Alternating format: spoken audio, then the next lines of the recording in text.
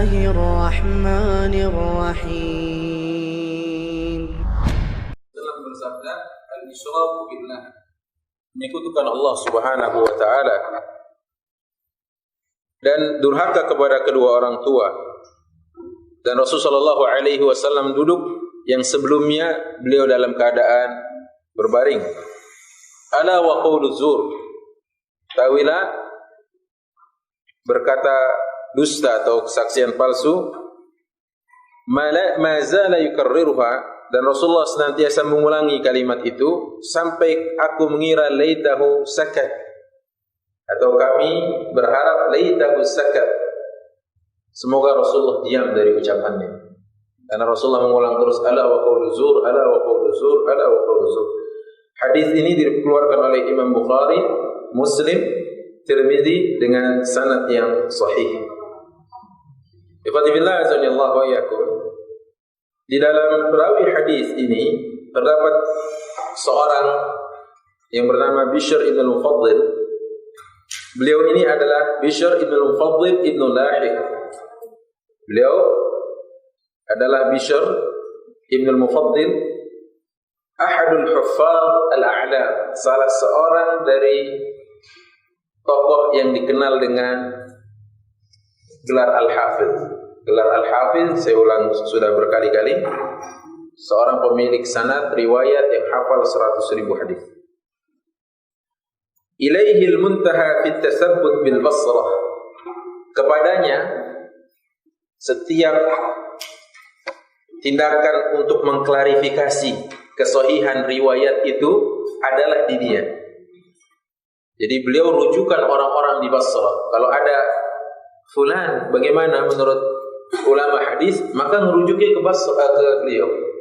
Dan ikhwatifillah azanillahu wa yakum, kan yusalli kulla yawmin 400 rak'ah wa rak'ah wa yasumu yawman wa yuftiru yawman. Terkenal dengan menjaga saum Daud selama hidupnya dan sering melaksanakan ibadah salat sunnah.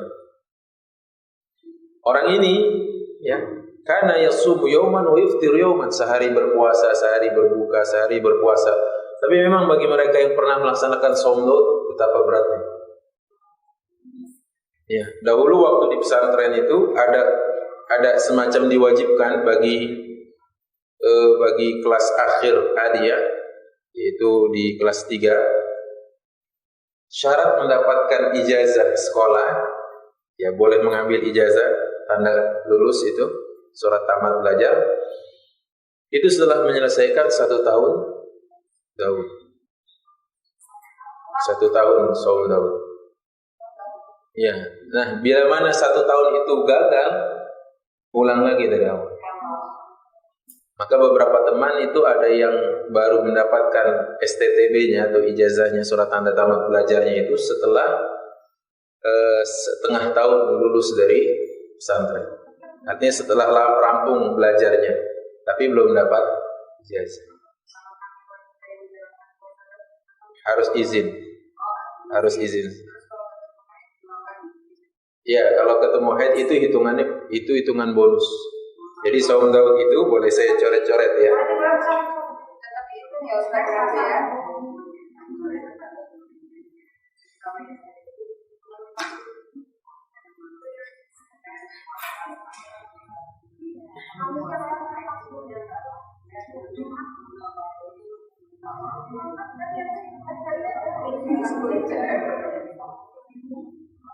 Pertama, hukum saum ini sendiri sunnah, artinya kita nggak puasa nggak apa-apa.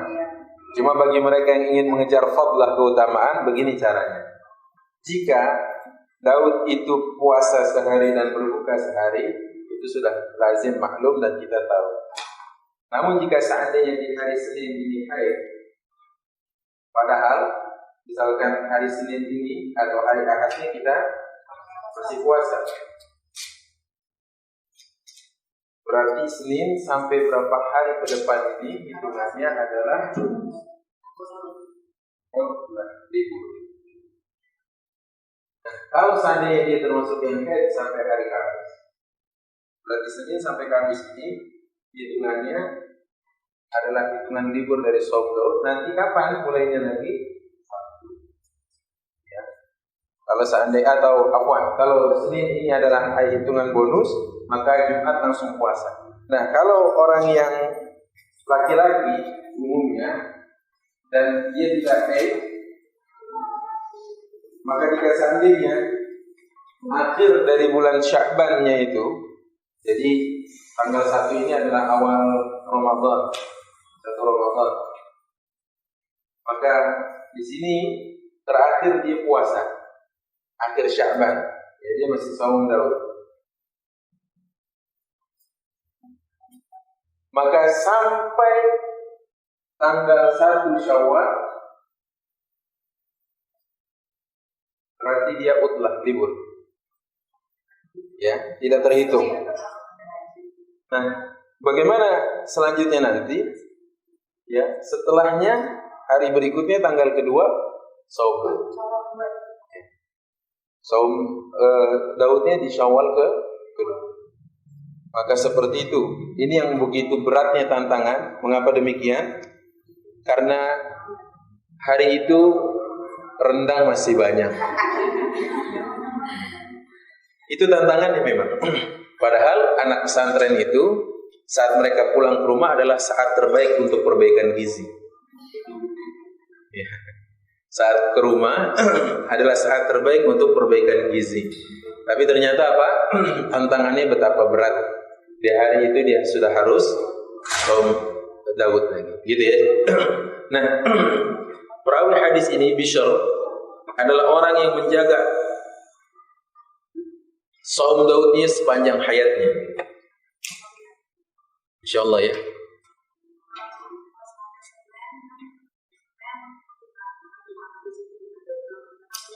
Enggak. Karena kan sudah ini. Jadi misalkan jatuhnya Jumat di sini, ya. Berarti dia sudah didahului Rabu atau Ahad nanti. Gitu. Jadi dia Jumat ini sudah didahului oleh Rabu atau dia ketemu dengan Ahad. Yang dimaksud adalah tidak bolehnya Jumat sendirian. Ibu kalau datang hari Jumat puasa aja, nggak boleh. Itu harus ditemani Kamis kalau tidak Sabtu. Tapi kalau ibu shaum Daud berarti kan Rabu sudah shaum, Ahad akan gitu ya. Baik. Kita lanjut ya. Ini baru baca perawi Bishr. Baik. Beliau Bishr ini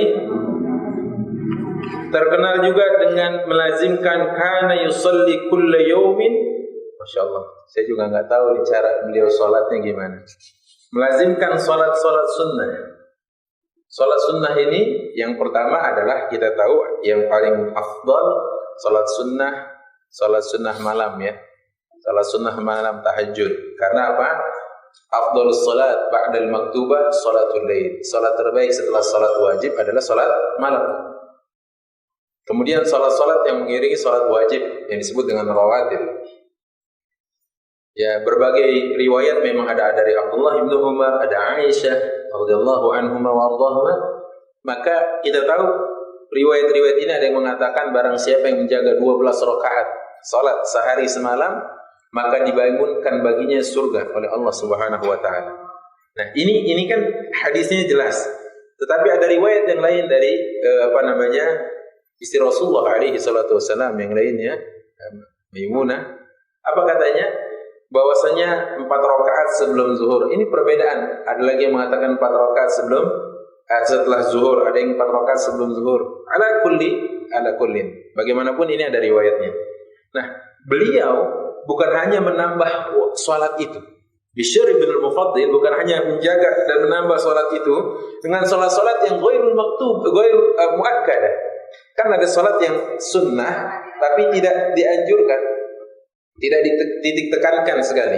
Seperti sholat sebelum asar, seperti sholat sebelum maghrib, seperti sholat sebelum isya. Walaupun hadisnya semua sahih. Ya, hadisnya mengatakan bahwa rahimallahu mura'an shalla qabla al-'asri arba'an. Allah merahmati seorang yang sholat sebelum asar 4 rakaat. Ya. Kemudian dalam riwayat tentang salat sebelum maghrib ada dari Bukhari, Muslim, kemudian Ibnu Hibban, Rasulullah mengatakan, "Sallu qabla al-maghrib, sallu qabla al-maghrib, sallu qabla al-maghrib liman syaa." Salatlah kalian sebelum maghrib, salatlah kalian sebelum maghrib, salatlah kalian sebelum maghrib bagi yang ingin, bagi yang berkehendak. Hadis sahih riwayat Bukhari, Muslim dan Ibnu Hibban. Begitu juga ada riwayat yang menyatakan tentang kullu baina adzani ini salat. Antara adzan dengan iqamat ada terdapat salat sunnah. Berarti kalau itu ditambah lagi ya, sudah dari 12 tambah berapa? Tambah 8. Dan 2 rakaat sebelum maghrib, 2 rakaat sebelum isya, 4 rakaat sebelum asar, sudah 20 rakaat. Baik, nah beliau Bishr ini saya nggak tahu caranya secara pasti gimana sholatnya. Tapi Syekh Fadlullah Al-Jilani mengutip tentang biografi beliau. Berapa rakaat sholat sunnah beliau sehari semalam? 400 rakaat sholat sunnah beliau. Ustaz, ini bid'ah enggak? Enggak. Yang penting tidak dibatasi oleh angka tertentu. Misalkan ibu mau sholat nanti, kalau ditanya sholat apa itu? Sholat sunnah mutlak. Hanya sholat sunnah mutlak dihindari di 3 waktu. 1 setelah subuh, 2 setelah asar, 3 indal istiwa, tatkala matahari tepat di atas kepala. Ini 3 waktu terlarang, di mana kita tidak boleh sholat sunnah mutlak. Adapun sholat sunnah yang tidak mutlak, maka di 3 waktu ini boleh. Misalkan ibu mau ada kajian selepas asar, ya biasanya ini umumnya terjadi di bulan Ramadan saat seorang menjelang iftar. Kajiannya ba'da asar. Ibu tiba di masjid, kemudian mau sholat sunnah, boleh enggak? Boleh enggak? Itu namanya sholat sunnah tahiyatul masjid. Maka Imam Syafi'i mengatakan as-salawatu dzawatul asbab. Salat-salat yang memiliki sebab boleh dikerjakan wa in kana fil waqtil manhi anhu, kendati di waktu yang terlarang. Boleh. Karena ini salat punya sebab. Tetangga kita meninggal, ya. Kemudian selesai prosesi semuanya, dimandikan, dikafankan, baru rampung setelah atau masuk waktu asar. Kita sholat asar wajib. Setelah asar boleh nggak nyolatin? Boleh. Kenapa? Karena ini tergolong as-shalawatu dzawatul asbab, salat yang memiliki sebab. Begitu ya. Baik, kita lanjut. Jadi salat sunnahnya beliau 400 rakaat, Masya Allah ya. Beliau meninggal pada bulan Rabiul Awal tahun 187 Hijriah. Rahimahullahu ta'ala.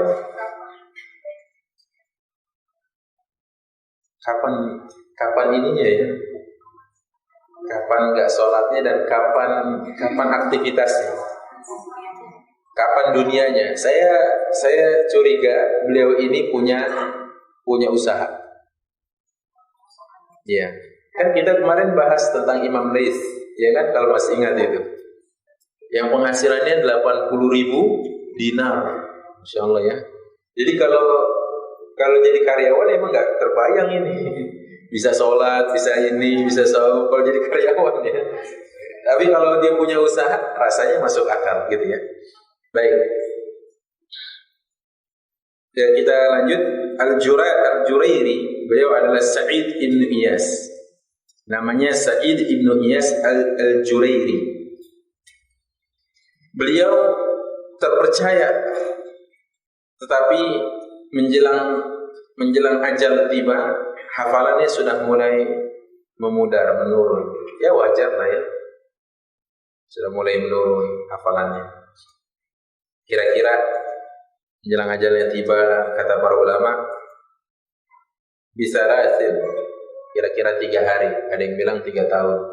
3 hari menjelang ajalnya wafat, hafalannya sudah mulai kacau. Sudah mulai apa? Berantakan. Beliau meninggal tahun 144 Hijriah, ya rahimahullah. Innama sahihin anhu Muhammad ibn Salam al-Thari wa Syu'bah ibn Aliyah. Beliau banyak diriwayatkan hadis-hadisnya oleh ulama semisal Hammad bin Salamah, Imam Sufyan Ats-Tsauri, ya, nama-nama tersohor, Syu'bah, Ibnu Aliyah, nama-nama hebat, nama-nama beken, ya. Tapi sayangnya usia beliau yang sudah mendekati kematian, hafalannya berantakan. Abdurrahman bin Abi Bakr, beliau itu adalah awwal mauludin fil Islam bil Basrah. Adalah bayi pertama yang dilahirkan di Basrah, bayi muslim pertama yang dilahirkan di Basrah. Ya, bayi pertama Abdurrahman bin Abi Bakr adalah bayi pertama muslim yang dilahirkan di Basrah. Jadi sebelumnya Basrah itu masih jahiliyah, kufur, ya, kaum muslimin datang ke sana, ya, di antaranya ayahnya Abdurrahman yang bernama Abu Bakr datang bersama istrinya, kemudian istrinya melahirkan anak yang dikandungnya yang bernama ini Abdurrahman. Ya, Basrah di Irak. Dilahirkan pada tahun ke-14, ya, di 14 Hijriah. Dan sempat menjadi bendahara negara. Jadi menteri keuangan zamannya Ziyad. Ya, zamannya Ziyad. Ziyad ini berarti setelah Muawiyah bin Abi Sufyan. Meninggal pada tahun 96 Hijriah dan namanya cukup harum di kalangan ulama-ulama hadis dan beberapa riwayat banyak yang dikutip dari beliau. Abu Bakr sendiri ayahnya adalah namanya Nufai' Ibn al-Haris. Gimana tulisannya, Ustaz? Ini tulisan Arab ini. Oh, Indonesianya.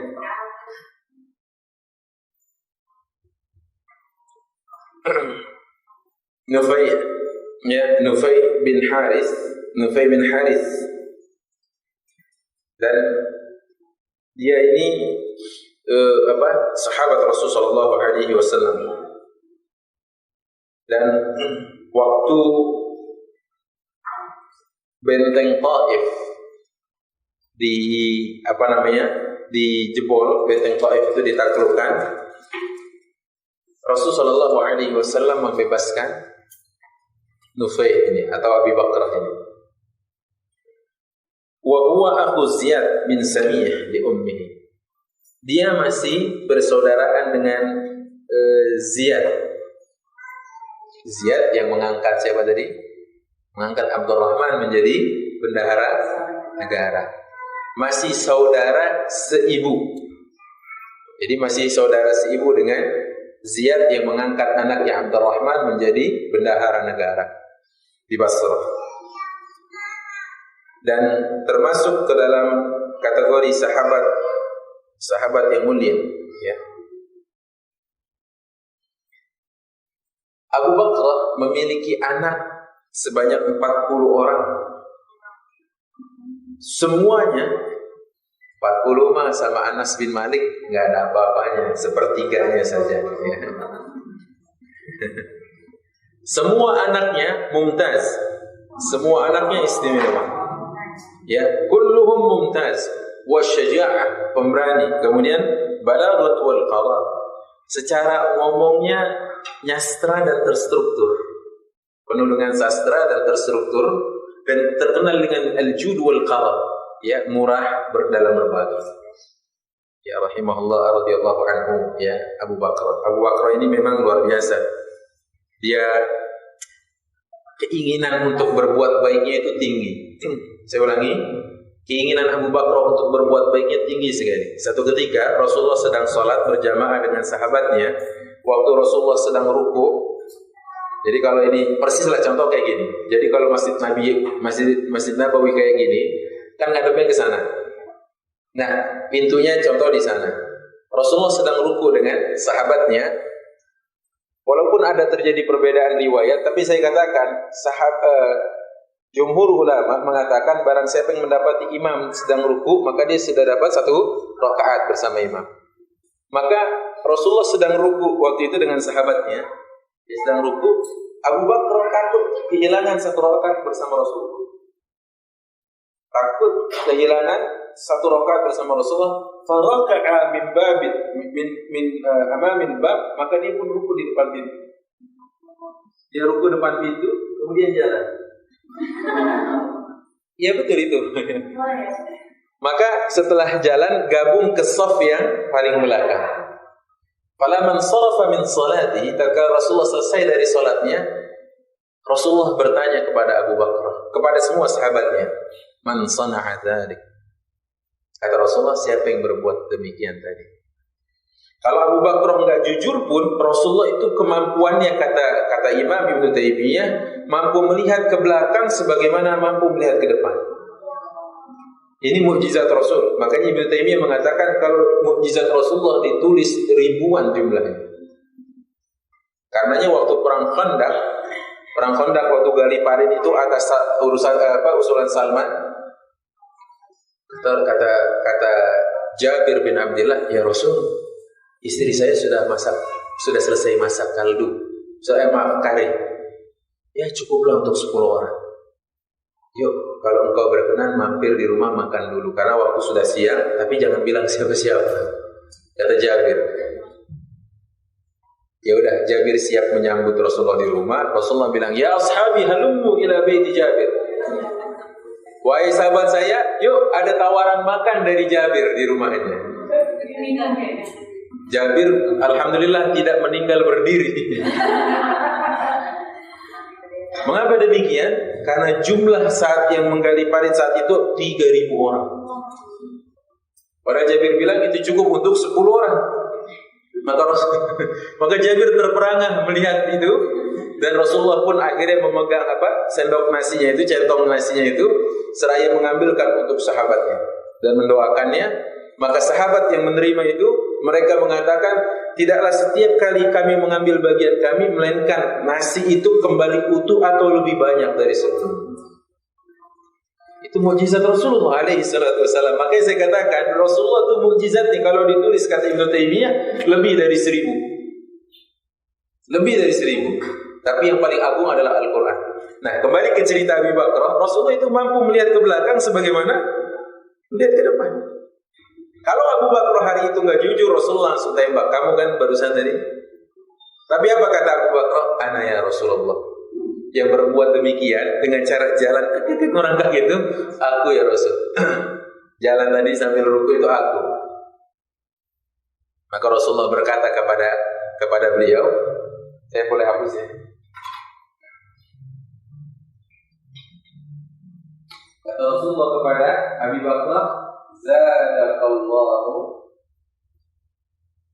hirsan wa tahus.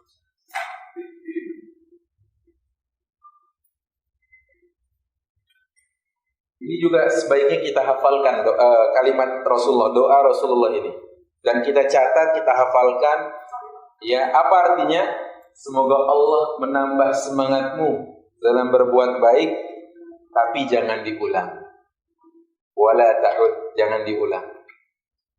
Nah, kalau ada yang terlambat datang, zadakallahu khairan wa datang. Contohnya begitu, contohnya aja ya. Apa artinya? Semoga Allah menambah semangatmu dalam berbuat baik, wala ta'ud, jangan diulang. Nah, para ulama menafsirkannya ada berbagai tafsiran. Pertama, wala ta'ud, jangan diulang perbuatanmu yang tadi di kemudian hari. Itu yang pertama. Yang kedua, jangan diulang salatmu karena salatmu sudah sah, kendati salatnya dalam keadaan jalan tadi. Nah, itulah makanya kata para ulama, tafsirannya ada berbagai tafsiran. Yang pertama, jangan kau ulang perbuatanmu yang tadi di kemudian hari dengan cara berjalan saat ruku. Tetapi yang kedua mengartikan jangan diulang salatmu karena salatmu sudah sah. Berarti tindakan jalan dalam salat tadi dibolehkan.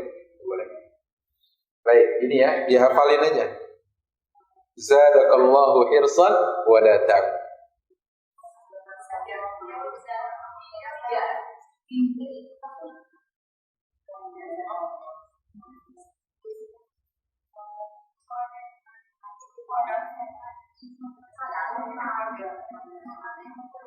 Ya zadakallah, kan panjang. Zadakallah, makanya A-nya 2. Zadakallah, ya kan? Enggak, ini alif setelah za ya. Emang alif duluan atau za duluan? Oh iya. Nah ya.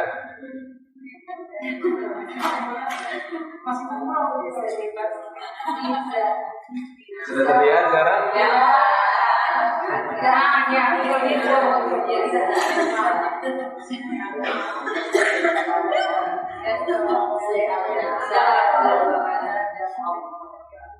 Zadakallahu hirsan wa la ta'ud. Jangan, ya, semoga Allah menambah semangatmu, jangan diulang. Zadakallahu hirsan wa la ta'ud. Wa la ta'ud. Ini kan? Ta'ud. Zadakallahu hirsan wa la ta'ud. Kita belum selesai baca satu riwayat ya. Baru Abi Bakrah ini.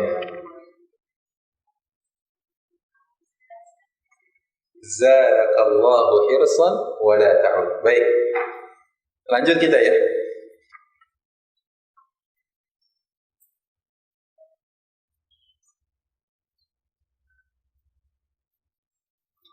Baik, kita lanjut bahwa di dalam riwayat ini Rasulullah menyebutkan akbarul kabair.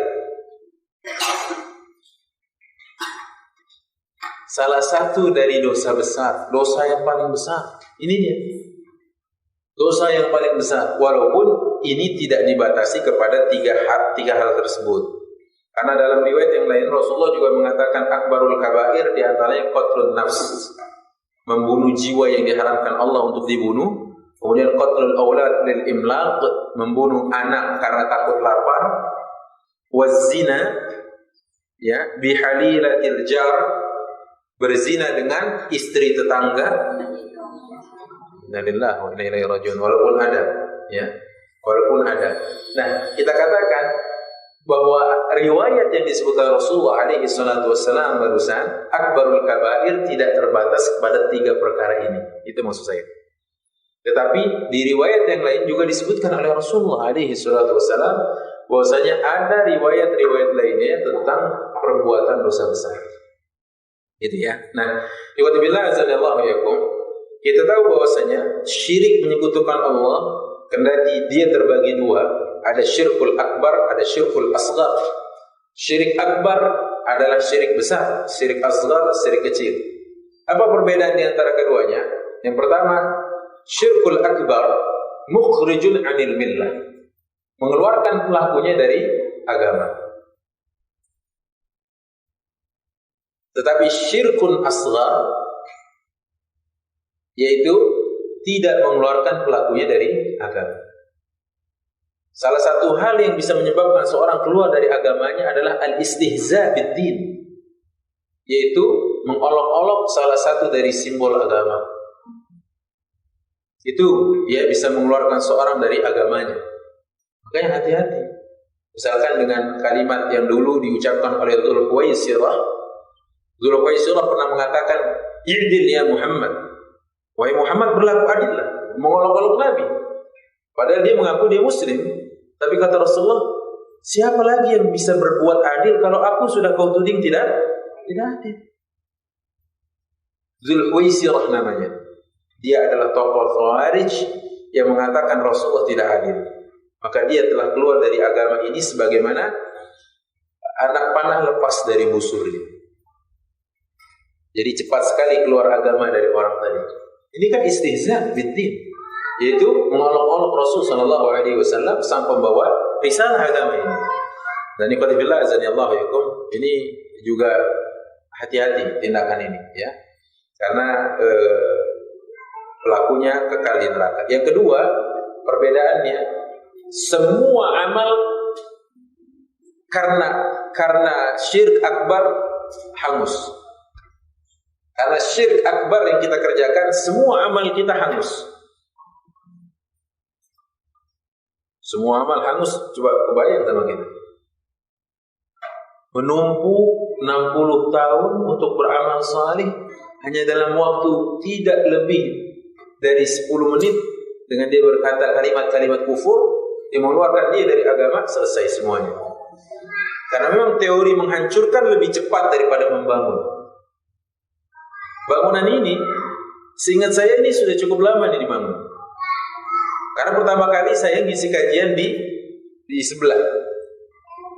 Dulu saya ngisi kajian di sebelah. Di sebelah ini, sebelum masjid jadi. Di Emerald apa nih? Bukan sebelah ini, sebelah satunya lagi. Residence. Saya isi kajian di situ. Masjid belum jadi. Tapi salah seorang warganya bilang, Ustaz, doakan kita mau ini dan sebagainya. Insyaallah saya bilang.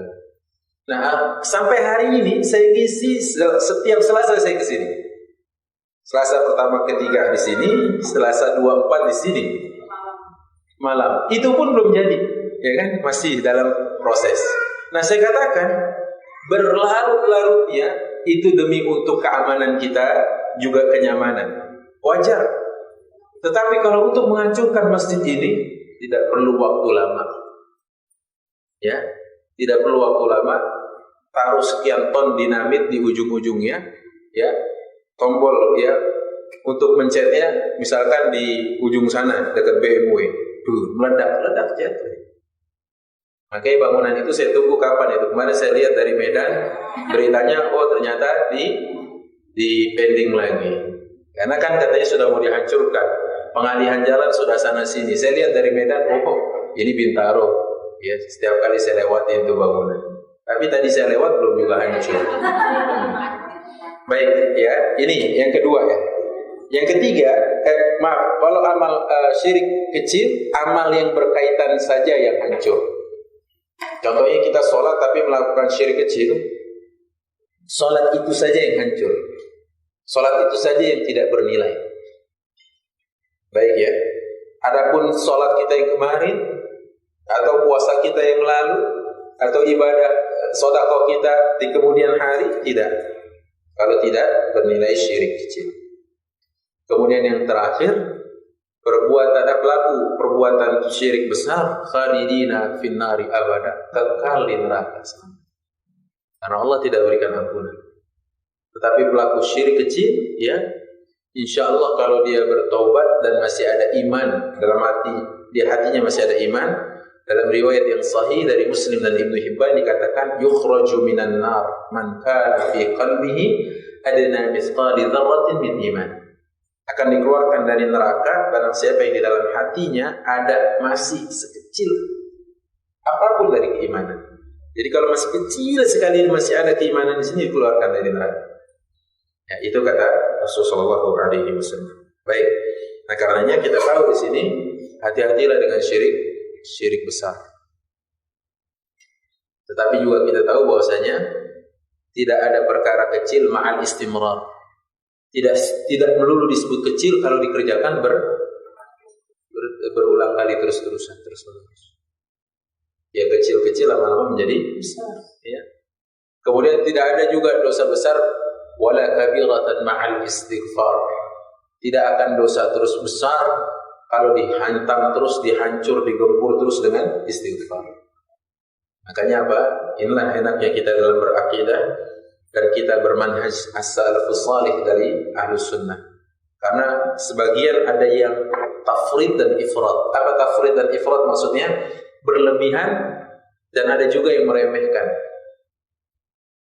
Berlebihan itu seperti Mu'tazilah dan seperti Khawarij. Pelaku dosa besar langsung kafir, neraka. Ya. Walaupun Mu'tazilah agak-agak bilang dia di dunianya tidak mukmin, tidak kafir. Lantas siapa tidak mukmin, tidak kafir? Tapi di akhirat kekal di neraka. Tapi Khawarij, pelaku dosa besar langsung dikeluarkan dari Islam, kafir dia. Ini yang pertama. Ini orang-orang yang berlebihan, ekstrim. Sementara satu sisi ada orang-orang yang terlampau lunak, menyepelekan. Katanya la yadurru ma'a imani dzambun. Kalau ada iman mah aman. Kalau ada iman mah imun, ya. Kalau ada iman aman, sebab iman memberikan imun. Kenapa demikian katanya? Kalau ada iman mah mau dosa besar, dosa setengah besar, dosa kecil, itu nggak ngaruh. Ini bahaya kan?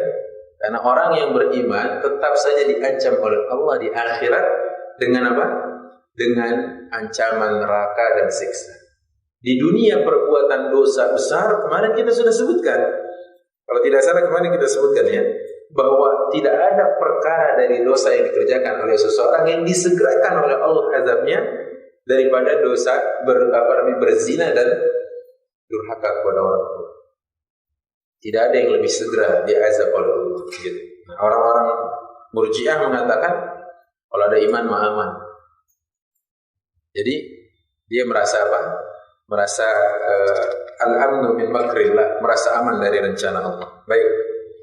Kemudian kita sebutkan lagi di sini bahwa Rasulullah juga menjelaskan hukukul walidain. Ya, tadi hukukul walidain adalah bahasan kita, yaitu mendurhakai orang tua. Dan saya sudah sebutkan tadi bahwasanya tidak ada dosa yang disegerakan oleh Allah Subhanahu wa taala melebihi dari dua dosa yang dikerjakan oleh seseorang kepada Allah, yaitu lewat buruknya dia kepada orang tua dan dia berzina. Nauzubillah min dzalik. Karena kalau dosa zina ini kata Rasulullah adalah hutang. Orang yang berzina kelak seorang wanita dari keluarganya, seorang perempuan di sekitarnya pasti akan terbayarkan. Jadi seorang laki-laki berzina kepada wanita yang lain, maka nanti dia punya ibukah, dia punya anakkah, dia punya istrikah, dia punya saudarikah, ini akan membayar zina tersebut. Kecuali jika dia bertobat. Bukan membayarnya gimana? Saya jelaskan dulu makanya. Dosa zina adalah hutang kata Rasulullah. Zina itu dosa zina hutang. Jadi kalau na'udzubillah si laki-laki fulan berzina dengan wanita dan dia belum bertobat, nanti laki-laki ini kan dalam hidupnya pasti dikelilingi oleh seorang wanita yang menjadi kerabatnya. Pertama wanita itu ibunya, ya kan? Kalau ibunya sudah tidak ada, berarti dia sudah menikah belum? Istrinya.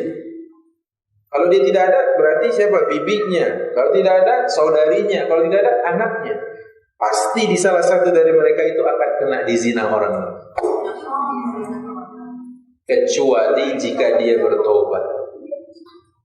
Makanya zina itu hutang kata Rasulullah SAW. Dan tidak ada perkara yang lebih disegerakan azabnya kata Rasulullah SAW daripada berbuat zina. Oke, nasallahu al-afiyah ya, jangan sampai, kecuali kalau sudah taubat insyaallah Allah tidak akan bayar dan Allah tidak akan berikan hukuman dengan cara dizinai salah seorang dari wanita yang ada di sekelilingnya. Nasallallahu al-afiyah ya. Ini. Nah, kemudian yang kedua tadi saya katakan adalah durhaka kepada dua orang tua. Apa yang terjadi di Padang, sekalipun itu hikayat orang-orang lalu gitu ya, tentang cerita Manin Kundang dan sebagainya, cukuplah bagi seorang muslim riwayat-riwayat dari Rasulullah bahwa pendosa orang yang berbuat durhaka kepada orang tua disegerakan azabnya di dunia.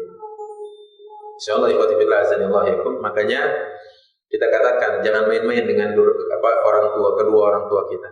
Sebab ya ini adalah di dunia dibayarkan lebih awal azabnya ketimbang dosa-dosa yang lain.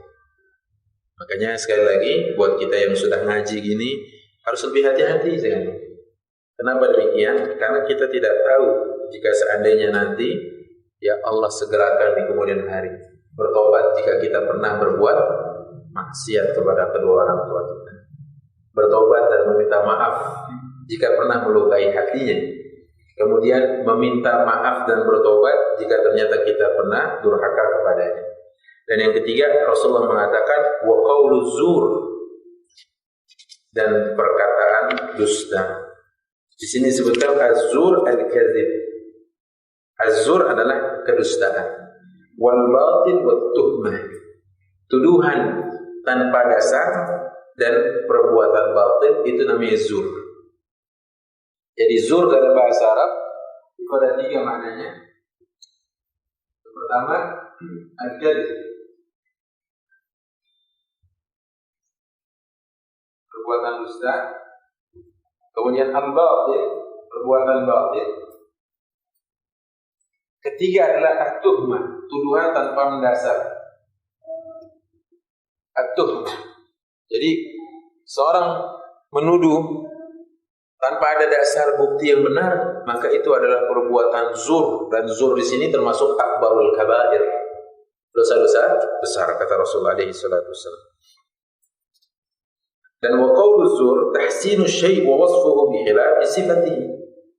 Dan kalau kalimat qaulu zur yang disebutkan dalam riwayat tadi, maknanya sendiri adalah tahsin, ya, asy-syai', memperindah, memperbagus sesuatu, dan wa wasfuhu bi khilafi sifatihi, dengan menyebutkan di luar realita yang ada. Ini namanya secara bahasa zur, kesaksian palsu, ya. Dan di dalam riwayat dari Khalid al-Jurairi disebutkan ala wa qaulu zur wa syahadatu zur, kesaksian palsu.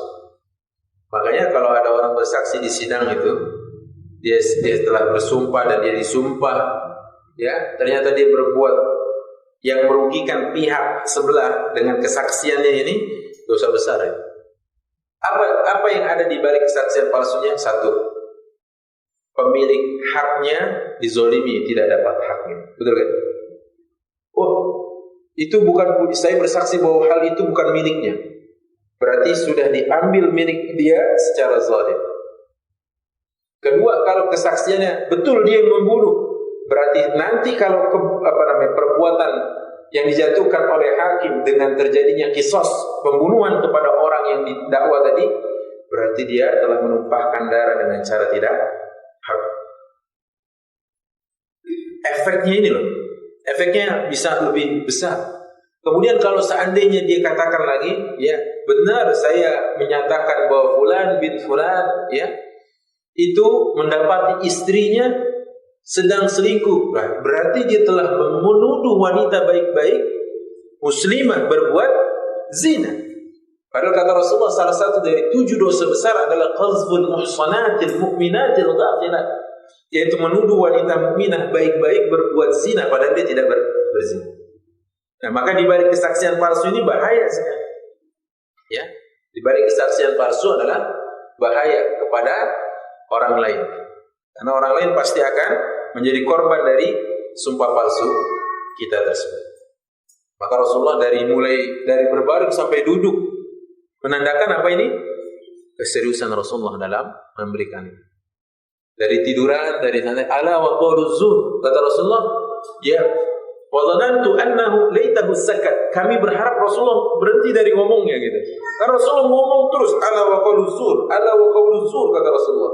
Ketahuilah, kesaksian palsu itu adalah termasuk dosa besar. Yang pernah bersaksi palsu, kalau memang ternyata kita ini tahu akibat, ya, tahu apa yang menjadi efek yang dihasilkan.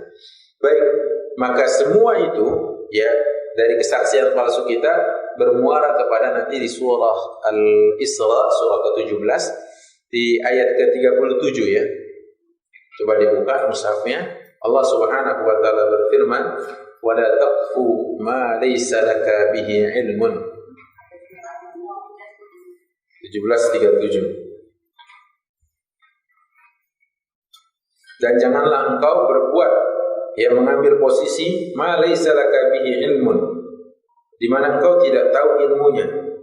Karena innas sam'a wal basara wal fuada kullu ulaika kana anhu mas'ula. Ayat 36, maaf. Bukan 37, 36. Karena semua itu akan dimintakan pertanggungjawabannya. Apa saja? Ya, pendengaran, penglihatan, hati, semua akan diminta pertanggungjawabannya. Makanya jangan sembarang memberikan kesaksian.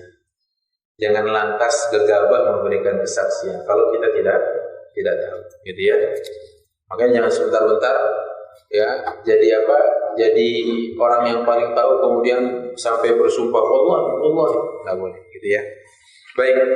Kemudian kata Syekh Fadlullah Al-Jilani mengutip kalimat Al-Qadhi Ibnul Arabi Mau dibedakan Ibnu Al-Arabi dengan Ibnu Arabi. Yang dengan alif lam itu ulama benar. Kalau yang tanpa alif lam itu adalah ulama yang enggak benar. Ulama su. Ini sering tertukar memang. Ibnu Al-Arabi pakai alif lam. Ini benar nih, ulama ini benar. Ya maksudnya ulama Rabbani. Ya manhajnya benar, akidahnya selamat, kemudian pemikirannya terjaga. Tapi kalau yang satu ini Ibnu Arabi. Ibnu Arabi ini enggak benar. Langsung aja saya coret gini. Kenapa Ibnu Arabi enggak benar? Karena dia termasuk orang yang berpaham manunggaling kaula Gusti. Apa itu manunggaling kaula Gusti? Bersatunya zat Allah dengan zat manusia. Di dalam ilmu akidah disebut ittihadul lahud bin nasud. Saya ulangi, dalam kaidah akidah disebutkan ittihad al-lahud bin nasud. Bersatunya unsur Allah dengan unsur manusia. Nah, ini pemahaman ini pernah dialami oleh Siti Jenar. Waktu ditanya siapa kamu? Saya Allah. Ya. Begitu ditanya lagi siapa? Saya Siti Jenar. Maka 9 wali menghukum dia untuk tidak menjadi fitnah yang tersebar ke tengah masyarakat. Karena dia beranggapan bahwa terjadinya unsur Allah itu bersatu dengan dia. Itu namanya manunggaling kaula Gusti. Bahasa Jawa kalau nggak salah. Orang Jawa nggak ada di sini. Saya orang Betawi aja paham. Ya. Jadi ittihadul lahud bin nasud, menyatunya zat Allah dengan zat manusia. Nah, ini mirip sekali dengan keyakinan Nasrani. Bersatunya zat Tuhan dengan Yesus. Dengan bersatunya zat Tuhan dengan Isa. Maka ini tidak ada beda dengan Nasrani. Ittihadul lahud bin nasud. Gitu ya? Baik. Sudah bisa dibedakan Ibnu Arabi. Kata Syekh Fadlullah mengutip kalimat Ibnu Arabi, kedustaan zur yang pertama nih, al-kadzib, itu ada 4 bagian. Yang pertama, dusta kepada Allah. Dan ini yang paling berat. Berdusta kepada Allah paling berat. Contohnya kedustaan kepada Allah itu adalah menuduh bahwa Allah punya anak. Menuduh bahwa Allah diperanakkan. Menuduh bahwa Allah punya istri, punya pasangan. Ta'ala Allah amma yusyrikun. Allah Maha tinggi dari apa yang mereka sekutukan. Ya. Ini yang pertama. Yang kedua, al-kadzibu 'ala rasul. Berdusta atas nama Rasulullah. Dalam hadis mutawatir, ibu-ibu tahu hadis mutawatir itu apa? Hadis yang levelnya setara dengan Quran. Hadis mutawatir. Kalau hadis sahih, hasan, dhaif itu dari tinjauan berapa orang perawinya, ya. Kategorinya gini. Sekarang kita belajar ilmu hadis ini. Boleh, ini saya hapus ya.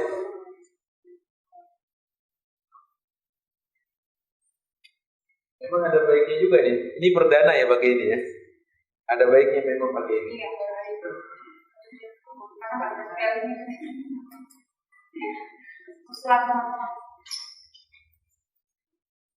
Hadis itu ditinjau dari kekuatan periwayatannya ada 2.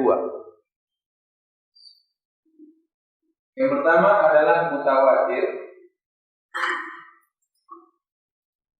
Yang kedua adalah ahad. Hadis ditinjau dari kekuatan periwayatannya ada 2. Mutawatir, ahad. Mutawatir itu adalah hadis yang diriwayatkan dari kelompok banyak kepada kelompok banyak setelahnya, kepada kelompok banyak lagi di setelahnya, di setiap tingkatan. Berapa hitungannya? 10 ke atas. Jadi perawi hadisnya misalkan kalangan sahabat itu 10 orang yang dengar dari Rasulullah. Kemudian dari 10 orang ini menyampaikan lagi kepada 10 orang setelahnya. Dari 10 orang ini mendengarkan lagi kepada 10 orang, minimal gitu ya, itu minimal. Maka itu mutawatir. Nah, yang tidak sampai pada syarat mutawatir disebut ahad. Contoh misalkan waktu Rasulullah haji wada, waktu Rasulullah Fathu Makkah, memimpin pasukan di Fathu Makkah, penaklukan kota Makkah itu kan 100.000 orang. Dan waktu itu Rasulullah berkhutbah di depan orang-orang musyrikin Makkah. Madza tarawna anni fa'ilun bikum? Kata Rasulullah, apa yang kalian nilai terhadap aku dalam perbuatanku? Apa yang menurut kalian akan aku perbuat? Maka mereka mengatakan, khairan akhun karim ibnu akhin karim. Engkau akan berbuat baik wahai orang baik, anak dari orang baik. Itu kan didengar oleh banyak orang. Tapi kalau banyak orang ini menyampaikan kepada generasi setelahnya, yaitu generasi tabi'in, jumlahnya tidak sama, yaitu dengan jumlah minimal 10 orang, maka itu hadisnya namanya ahad. Bisa dipahami? Gitu ya. Nah, hadis ahad ini kalau dari tinjauan kekuatannya terbagi 3 lagi. Ada sahih, kemudian ada hasan, satu lagi ada dhaif. Yang sahih terbagi 2. Sahih li dzatihi, satu lagi sahih li ghairi. Yang hasan juga demikian, terbagi 2, hasan li dzatihi, ada hasan li ghairi. Nah, hadis mutawatir, kembali ke hadis mutawatir kita ini mengingkarinya adalah kufur. Dia sederajat dengan Al-Quran. Karena Al-Quran pindah dari berbagai generasi ke generasi berikutnya dengan cara diriwayatkan oleh kelompok banyak. Maka Al-Quran mutawatir. Hadis yang mutawatir sedikit. Termasuk hadis yang berbunyi, man kadzaba alayya muta'ammidan, barang siapa yang berdusta atas namaku dengan sengaja, kata Rasulullah, falyatabawwa maq'adahu minan nar. Kata Rasulullah, siapa yang menyengaja berdusta atas namaku, maka siap-siap dia pesan tempat duduknya di neraka. Berarti kalau bukan hadis, jangan dibilang hadis. Jangan berdusta. Tadi saya ulangi, dusta yang paling besar adalah dusta kepada Allah atas nama Allah. Yang kedua, apa kata Ibnu Al-Arabi? Dusta kepada Rasulullah alaihi wasallam. Ini dusta ya. Yang ketiga, al-kadzibu 'alan nas. Dusta kepada orang lain yang menggugurkan hak-haknya.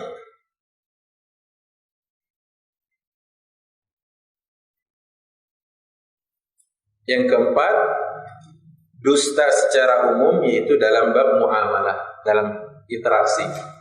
Kalau yang ketiga lebih ke arah persidangan ya. Lebih ke arah persidangan yang ketiga.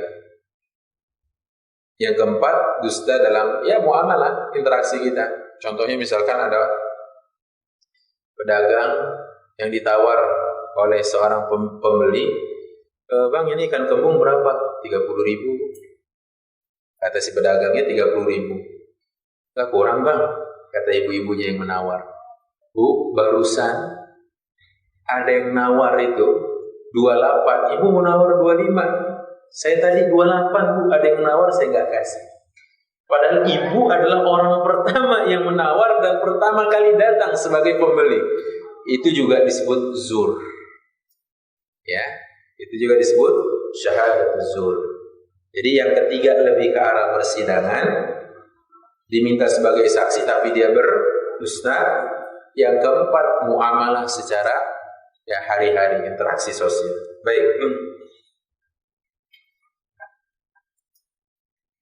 Hadis yang ke-16 atau riwayat yang ke-16, Haddatsana Muhammad bin Salam, telah mengabarkan kepada kami Muhammad bin Salam, qala akhbarana Jarir, telah mengabarkan kepada kami Jarir an Abdul Malik bin Umair, dari Abdul Malik bin Umair an Warrad Katibul Mughirah bin Syu'bah, dari Warrad, ya, juru tulisnya Mughirah bin Syu'bah. Beliau berkata, kataba Muawiyah ila al-Mughirah. Beliau berkata bahwasanya Muawiyah pernah menulis surat untuk Mughirah bin Syu'bah. Ya, uktub ilayya bima sami'ta min Rasulillah. Tulislah untukku apa-apa yang kau dengar dari Rasul sallallahu alaihi wasallam.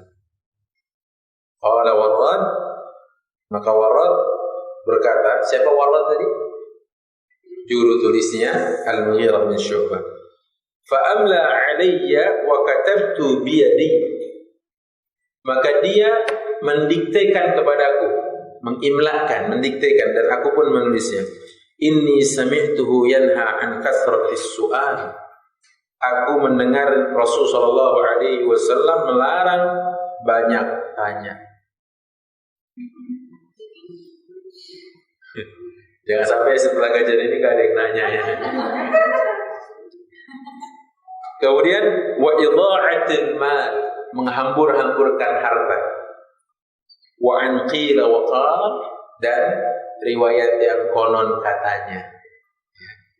Ini diriwayatkan dengan sahih oleh Al-Imam Al-Bukhari, Muslim, dan Abu Dawud, ya, dengan sanad yang sahih. Siapa Muhammad bin Salam? Muhammad bin Salam adalah Muhammad bin Salam, terkenal dengan julukan atau kunyah Abu Abdillah, karena anaknya bernama Abdullah. Ya, kayak saya, anak saya misalkan Hudzaifah, saya berarti Abu Hudzaifah, gitu ya. Beliau terpercaya, thiqatun saduq. Beliau perawi hadis ma wara'an nahr. Negeri dulu disebut wara'un nahr. Sekarang itu kayak wilayah daerah Pakistan, India, dekat-dekat situ lah. Wara'un nahr. Beliau terkenal dengan rihlahnya jalan-jalan. Tapi jalan-jalannya bukan jalan-jalan apa, jalannya untuk menuntut ilmu. Lahu rihlatun fi talabil ilmi wa musannafat fi kulli babin min al-ilmi. Dan banyak sekali karya-karya beliau yang dibukukan dari disiplin ilmu, ya, dengan berbagai macamnya. Beliau pernah berinfak. Berinfak itu mengeluarkan uang untuk pembiayaan dalam belajar, dalam menuntut ilmunya, 40,000 dinar untuk menyebarkan ilmu. Wa kana bainahu wa baina Abi Hafs Ahmad bin Hafs mawaddah ma'al mukhalif al-madhhab. Beliau Muhammad bin Salam ini pernah berselisih paham dengan Abu Hafs dalam masalah tertentu dalam mazhab. Jadi mazhab kan banyak ini. Pernah terjadi perselisihan. Dan beliau berkata, adraktu Malik bin Anas fa idzan nas yaqra'una 'alaihi falam asma' minhu syai'an kadzalik. Dengan Abu Hafs, Muhammad bin Salam pernah berselisih. Katanya, aku dulu pernah dengar guruku Imam Malik berkata begini, tapi kata Muhammad bin kata Abu Hafs enggak gitu. Ya, ceritanya berbeda lah. Wa atahu rasulu malikil jin wa balaghahu minhu salam wa qala la yakunu laka majlisun yajtami' ilayka an-nas wa in kasuru illa an yakuna minna fi majlisika aktsar min mislihi. Dan di sini dikatakan bahwasanya perbedaan mereka tidak menyebabkan mereka itu bertengkar, tetapi malah justru mereka tetap terdapat mahabbah. Apa itu? Kecintaan kepada saudaranya yang berbeda. Jadi berbeda itu biasa. Berbeda biasa, yang penting masih dalam koridor dalil. Kalau kemudian kita ingin menyatukan umat ini di dalam satu pandangan, itu adalah perbuatan yang salah. Saya ulangi lagi ya. Menyatukan artinya memaksakan orang untuk bersatu di dalam keragaman dalil, itu kesalahan. Saya mau tulis angka 6 di sini. Dilihat sama ibu berapa? Berbeda nggak tulisannya? Enggak. Tulisannya dia juga. Cuma sudut pandang yang membuat kita berbeda. Betul kan? Saya tulis di sini 6. Menurut ibu berapa? 9. Apa saya nulis baru lagi begini? Enggak kan? Saya nulis cuma itu. Jadi artinya apa? Dalil yang ada terkadang dengan kacamata yang berbeda, sudut pandang yang berbeda, menghasilkan juga kesimpulan yang berbeda. Yang penting masih on the track. Ya, yang penting masih ada dalil. Jangan sampai malah berkesimpulan tidak ada yang bisa menafsirkan kalimat itu kecuali orang yang berkatanya. Oh ini fatal. Itu fatal. Ya. Kenapa? Karena kalau seperti itu nanti Al-Quran tidak bisa dijalankan isinya oleh umat manusia. Karena semua kita tidak tahu isinya. Dan semua kita tidak ada yang mendapatkan wahyu sebagaimana Rasul.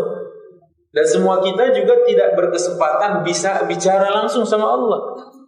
Terus tahu isi Al-Quran dari mana? Kalau cuma Allah yang tahu memang asli. Ya kan? Nah maka saya katakan selagi masih on the track perbedaan itu, keragaman dalil justru membuktikan keindahan Islam. Tapi kalau sudah keluar dari tracknya dalam menafsirkan, dalam menelaah ayat dan hadis, maka itu adalah khilaf fadad. Artinya perbedaan yang menimbulkan perselisihan itu dikecam sama agama. Tapi perbedaan yang menimbulkan keragaman silakan. Karena memang semua ada dalilnya. Dan semua dalil ini bisa dipakai kekuatannya. Contohnya apa yang dikatakan oleh Rasulullah kepada sahabatnya, la yusalliyanna ahadukumul asra illa fi Bani Quraidah. Janganlah salah seorang dari kalian salat asar kecuali di Bani Quraidah. Maka semua sahabat yang mendengar ini mencoba untuk memacu jalan mereka lebih cepat sehingga sampai di Bani Quraidah mereka bisa salat asar. Tapi apa daya setelah memaksimalkan langkah mereka, ternyata asar tiba di saat mereka di tengah-tengah perjalanan. Maka yang terjadi di sebagian mereka berijtihad, mengambil kesimpulan, kalau gitu kita sholat asar sekarang sebelum waktunya habis. Yang satu tetap berpedoman dengan ucapan Rasulullah, jangan sekali-kali sholat kecuali di Bani Quraidah. Yang pertama mengartikan bahwa kita disuruh cepat bergegas memaju langkah kita, tapi apa daya kalau asar masuk ya harus sholat. Tapi yang kubu kedua mengatakan tetap kami berlandaskan sabda Rasulullah, kami akan sholat di Bani Quraidah. Wa fi'lan, dan betul ternyata mereka sholat di Bani Quraidah, sholat asar di waktu sholat isya. Ya. Jadi sholat asar jadi sholat isya. Keduanya menghadap Rasul. Keduanya memberitahukan apa yang mereka berbuat. Kata Rasulullah, engkau benar dan engkau sesuai sunnah. Engkau sesuai sunnah, engkau benar. Tidak ada yang disalahkan sama Rasul. Ya kan? Padahal dalilnya satu enggak? Mana dalilnya? Jangan sekali-kali salah seorang dari kalian sholat asar kecuali di Bani Quraidah. Tapi yang satu memahaminya berbeda, yaitu kami menyegerakan langkah kami, tapi apa daya kalau seandainya waktu asar tiba kami sholat. Yang satu berpedoman dengan tekstual. Makanya begitu mereka menghadap Rasul, keduanya dibenarkan. Kamu benar, kamu benar. Kamu sesuai sunnah, kamu sesuai. Betul kan? Nah, artinya apa? Di sini kita tahu keragaman ilmu yang ada jangan sampai membuat kita tidak bertoleransi kepada saudara kita. Umumnya yang bertoleransi itu karena ketinggian ilmu dan ketinggian sikap dan luhurnya akhlak. Tapi memaksakan orang untuk satu pendapat padahal keragaman dalilnya banyak dan sahih semuanya, menandakan sempitnya toleransi di dada orang tersebut. Oke, saya ulangi sekali lagi ya. Biasanya di dalam ilmu pencaksilat, umumnya di dalam ilmu pencaksilat yang baru belajar 2 jurus itu yang selalu mau berantem. Iya, kalau bisa jalan nggak nginjek bumi. Ini ya jalannya. Tapi yang sudah tahu ya jurus begini, justru dia jalan dengan penuh keteduhan, dengan penuh santai, rileks, karena dia tahu dia diserang dari mana, dia udah punya cara untuk menangkis dan menanggulanginya. Tapi buat mereka yang baru belajar 2-3 jurus, umumnya ini loh, yang begini ini biasanya bawaannya mau berantem. Nah, gitu ya. Saya katakan mudah-mudahan kita makin wise menyikapi perbedaan jika dalilnya sama-sama kuat. Namun jika dalilnya tidak cukup kuat, maka kita harus juga punya semangat mencari dalil yang lebih kuat, gitu ya. Baik. Nah, ini terjadi perbedaan antara Muhammad bin Salam dengan Abu Hafs. Baik, selanjutnya siapa Al-Mughirah? Al-Mughirah ibn Syu'bah memiliki gelar Al-Mughirah ibn Syu'bah As-Saqafi. Sewaktu masih zaman jahiliyah, dia ini termasuk yang sering bolak-balik ke Mesir untuk melakukan perdagangan. Dan waktu perjanjian Hudaybiyah, dia telah termasuk orang yang menyaksikan, ikut bersama Rasulullah. Kemudian setelahnya kejadian Fatu Makkah, perang Yamamah, penaklukan Syam, Yarmouk bersama Khalid bin Walid, Qadisiyah, ya. Ini semua dia ikuti. Al-Mughirah bin Syu'bah. Hudaybiyah itu waktu Rasulullah dicegat tidak bisa umrah. Terjadi perjanjian yang dianggap menguntungkan kafir, merugikan Rasul. Sampai Umar bilang, "Ya Rasulullah, anardad daniyata ba'da al-izzah." Wahai Rasul, apakah kita terima kehinaan ini setelah Allah muliakan kita dengan Islam? Wah, Umar kan? Umar maunya lawan ya Rasul. Ala rislik ya Umar, tenang Umar. Kata Rasul. Ini yang terjadi. Kemudian Fatu Makkah, kita tahu penaklukan kota Makkah, dihancurkan semua berhala, 360 berhala yang mengelilingi Ka'bah dihancurkan oleh Rasulullah. Salah satu yang menghancurkan Khalid bin Walid seraya berdoa, ya wa qul ja'al haqq wa zahaqal batil innal batila kana zahuqa. Sungguh telah datang ya kebenaran itu, yang hak itu, dan telah hancur dan hilang kebatilan itu, seraya menghancurkan berhala-berhala ya yang ada di sekeliling Ka'bah. Kemudian perang Yamamah adalah perang yang dilakukan untuk memerangi nabi-nabi palsu dan orang-orang yang menentang zakat. Ya, kemudian Fathu Syam, penaklukan Syam, wilayah-wilayah yang ada di sekarang 4 negara, Suriah, Palestina, Lebanon, Libanon, Urdun, Yordania. 4 negara ini adalah Syam. 1 Suriah, 2 Palestina, 3 Libanon, 4 Yordania. Libanon, Yordania. Suriah, Palestina, Libanon, Yordania. Dan semua negara ini sedang berkecamuk kecuali Yordan. Ya, yang lainnya sedang berkecamuk. Karena orang kafir juga baca hadis.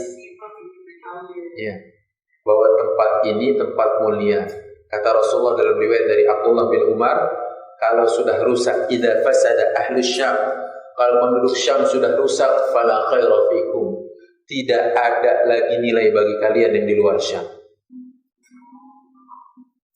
Makanya itu garda terdepan dan terakhir sekaligus.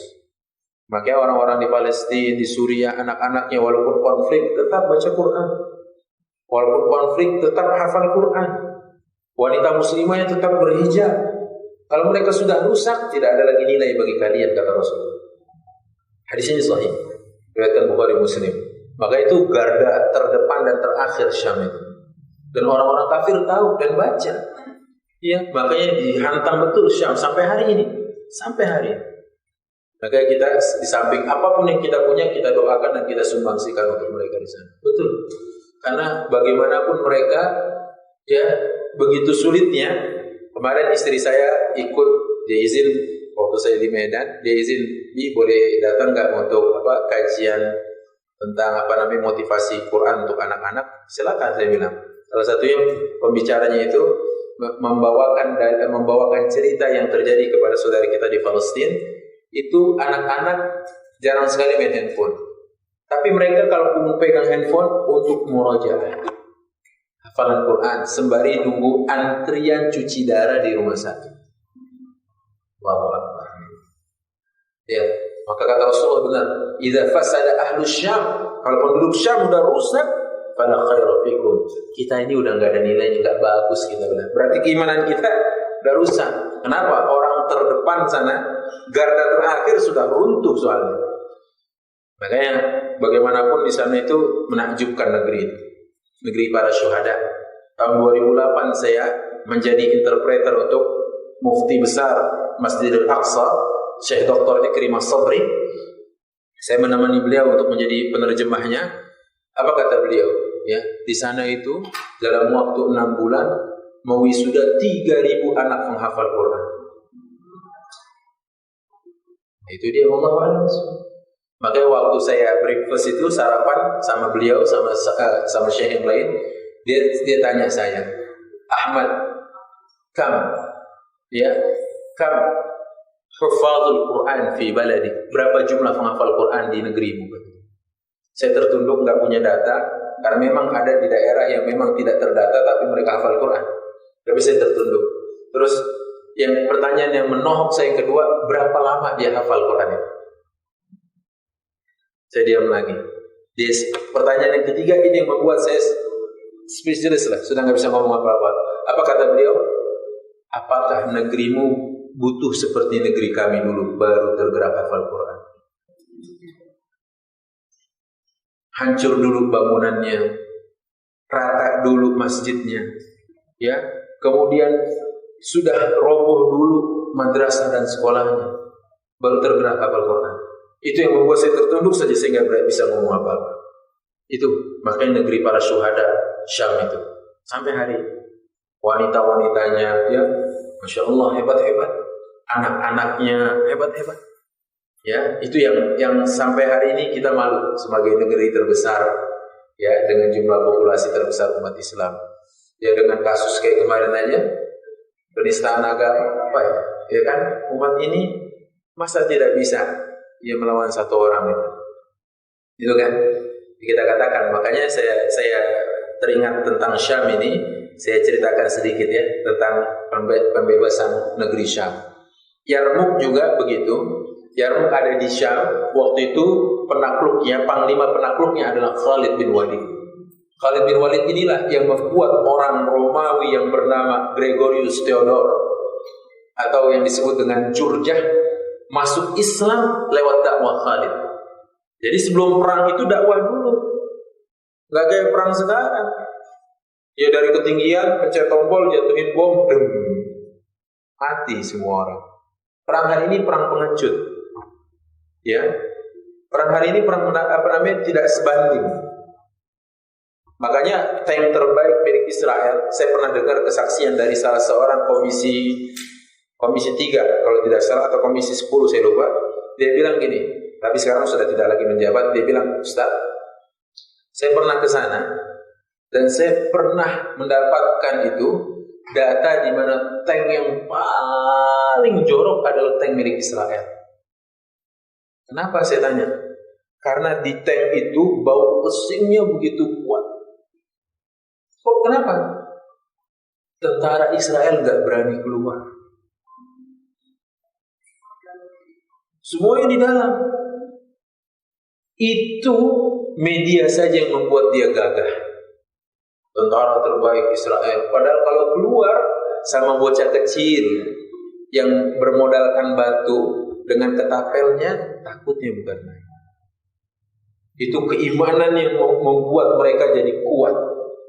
Anak-anak kecil semacam Faris Auda yang dia lempari tank setiap harinya dengan batu, itu yang membuat mereka tentara diam di dalam tanknya, sehingga pipisnya pun di dalam. Lihat itu jorok. Nah ini ya, ini saya katakan ini tentang Syam. Makanya waktu dakwah dulu didakwahi sama Khalid, aslim taslam. Kayak Gregorius, kalau kau masuk Islam kau selamat. Maka Gregorius bilang, "Mada li law dakhaltu fil Islam?" Apa yang aku dapat kalau aku masuk ke dalam Islam ini? Kata Khalid, "La kamalil muslimina minal huquq." Kau akan mendapatkan hak-hak serupa yang kami dapatkan setelah aku muslim. Maka dia meminta apa itu hak-haknya? Dirimu haram ditumpahkan darahnya, hartamu terjaga, nama baikmu terpelihara, nasab dan keturunanmu dijaga oleh agama ini. Maka mendengar dakwah Khalid, dia berkata, asyhadu an la ilaha illallah wa asyhadu anna Muhammadar Rasulullah. Yang tadinya panglima Romawi sekarang berbalik menjadi common enemy, musuh bersama. Siapa yang musuhi? Prajuritnya, anak-anak buahnya yang memusuhi dia. Maka Gregorius belum sempat mandi junub, belum sempat belajar adabul mufrad, ya, belum sempat belajar iqra, belum sempat hafal al-Fatihah, gugur secara syahid. Insyaallah, ya. Ini dalam penaklukan Yarmuk ya. Allahu Akbar ya. Belum ngapa-ngapain, surga nih insyaallah.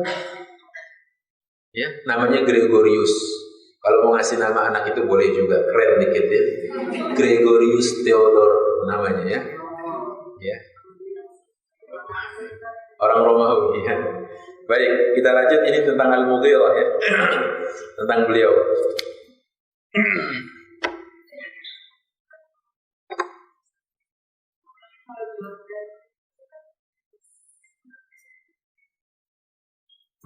Ya, ada tetap. Lubnan, Libanon ada Syiahnya, Hizbullah itu ya. Ya, pemimpinnya Nasrullah itu. Ya, saya tidak tertarik bilang dia Nasrullah. Hasan Nasrullah saya bilang. Karena Nasrullah berarti pertolongan Allah, sementara dia Syiah yang memerangi umat Islam. Dia yang sengaja menembakkan roket itu ke arah Palestina. Hasan Nasrullah gitu.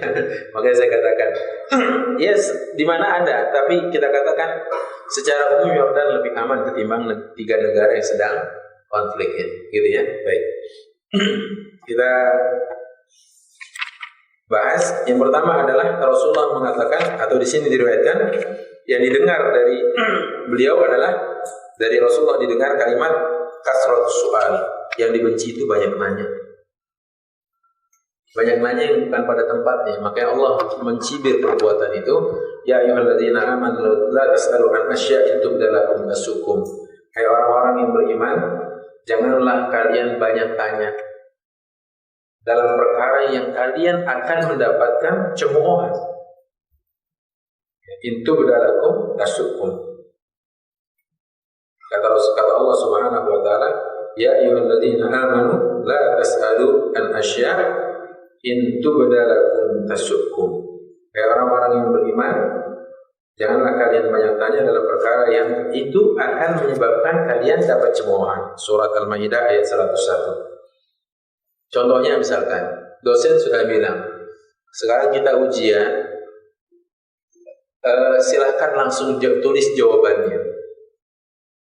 Pak dosen bilang gitu. Terus ada salah satu mahasiswa tanya, Pak, mohon maaf Pak dosen, soalnya ditulis nggak? Nah, ini namanya tubda lakum tasukum. Yaitu bertanya tapi mengakibatkan menuai cemoohan. Gitu ya. Makanya ini yang dimaksud. Jangan banyak tanya. Tapi kalau yang bertanya tentang ketidaktahuan, wajib. Karena kata Imam Ibnu Qayyim, obat dari kebodohan, dawaul ayyi as-su'al. Obat kebodohan itu bertanya. Obat ketidaktahuan dan kejahilan itu bertanya. Karena malu bertanya sesat di jalan. Malu bertanya kita nggak tahu nanti. Malu bertanya sesat di jalan.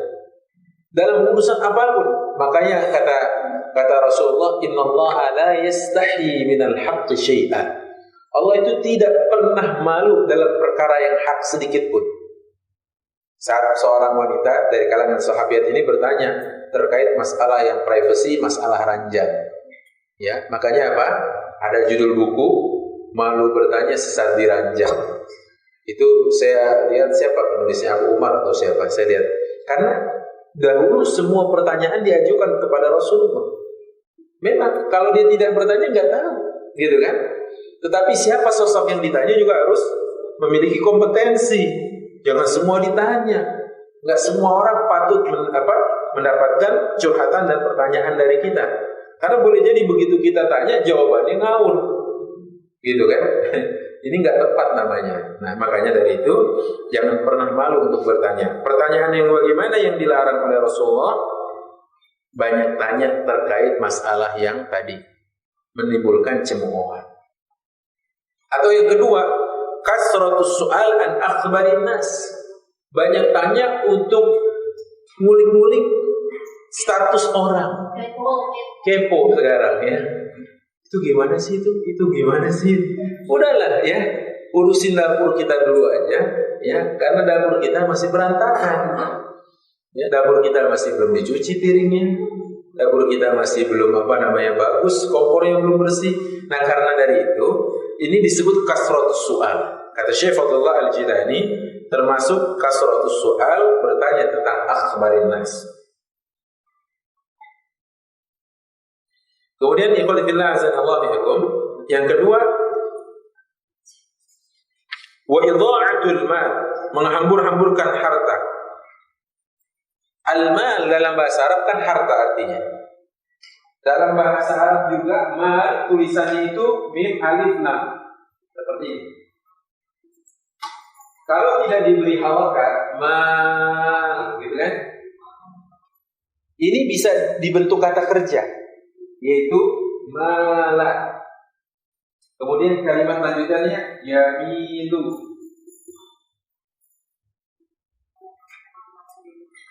Mala yamilu artinya condong, cenderung. Malun, makanya kata para ulama, malun membuat orang condong dan cenderung ke sana, condong dan cenderung ke sana. Malun artinya apa tadi? Harta. Makanya banyak ada kesamaan makna dan filosofi dari bahasa Arab. Contohnya qalbu disebut qalbu hati. Qalbu dalam bahasa Arab li'annahu yataqallab, karena dia sering berbolak-balik. Kadang mau begini dalam waktu yang tidak lama begini. Kadang begini dalam waktu yang cepat begini, dan seterusnya. Makanya ada selalu kesamaan makna dalam bahasa Arab. Nah, termasuk malun diambil dari kata-kata mala. Ada nama mala di sini? Ya, mala yamilu artinya cenderung dan condong. Nah, malun atau artinya harta membuat orang condong kepadanya. Ya, itu kata para ulama. Baik, yang dimaksud dengan idha'atul mal, menyia-nyiakan harta, yaitu israfu fi ghairi manfaatin, membelanjakannya, menyalurkannya tidak dalam hal yang manfaat. Karena semua kita akan ditanya, sampai harta ini, spesial harta ditanya. Boleh jadi kita dapat dari yang halal, tapi dibelanjakan atau difungsikan untuk hal yang sia-sia. Maka kata Rasulullah, la tazulu qadama 'abdin, kaki kita kelak di kiamat ini, di hari kiamat tidak bergerak hatta yus'al anhu an arba, sampai ditanyakan tentang 4 perkara.